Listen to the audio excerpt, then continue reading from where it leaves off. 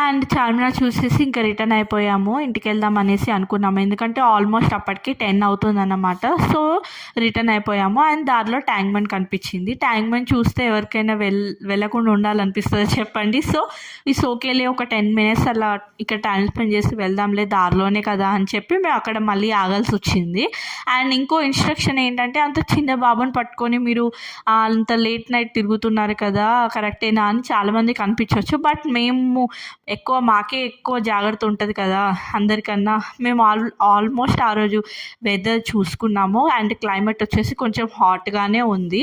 అందుకే మేము అంత ధైర్యంగా లియోని పట్టుకొని మేము లేట్ నైట్ అలా బయట చూస్తూ ఉన్నాం అన్నమాట. మోస్ట్ ఇంపార్టెంట్లీ లియో చాలా కోఆపరేటివ్గా ఉన్నాడు, అస్సలు చికాకు పెట్టుకోలేదు. వాడు కూడా ఎంజాయ్ చేస్తూ ఉన్నాడు. అండ్ లాస్ట్లో మిలాన్ టీ అని చూపించాను కదా, అది చాలా ఫేమస్ అని అన్నారు ఇక్కడ. సో టేస్ట్ చేద్దాం అనేసి ఆగాము. టీ అయితే చాలా వర్స్ట్గా ఉంది.